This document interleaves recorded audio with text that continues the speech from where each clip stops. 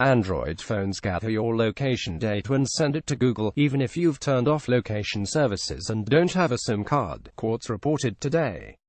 The term location services oftentimes refers to exact GPS data for app usage, such as Google Maps finding your best commute route, or Uber figuring out exactly where you're standing to let drivers know your pickup point.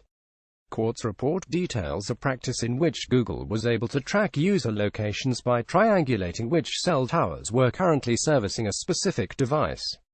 It's a practice that customers can't opt out of since January. All kinds of Android phones and tablets have been collecting the addresses of nearby cellular towers and sending the encrypted data to Google's push notifications and messaging management system when connected to the internet. It's a practice that customers can't opt out of even if the phones are factory reset.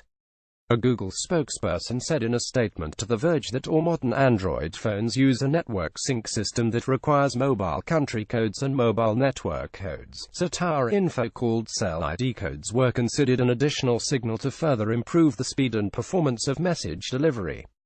Google ultimately discarded the cell tower data and didn't go through with the original plan. A source familiar with the matter stated that Google added the cell tower data collecting feature to improve its Firebase cloud messaging, where devices have to ping the server at regular intervals in order to receive messages promptly.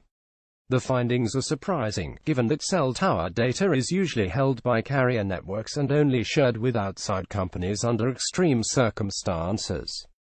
Through Google's practices this year, an individual's particular location within a quarter-mile radius or less could be determined with the addresses of multiple cell towers. This has particular security implications for individuals who wish to not be tracked, meaning that the safest way to avoid being tracked at all is probably to stick to burner phones. It could also create a bigger target for hackers looking to obtain personal information. An update that removes this cell tower data collecting feature will roll out by the end of this month, according to Google. Google's terms of service, at the time of publish, still vaguely state, when you use Google services, we may collect and process information about your actual location using various technologies, including IP address, GPS, and other sensors that may, for example, provide Google with information on nearby devices, Wi-Fi access points and cell tower.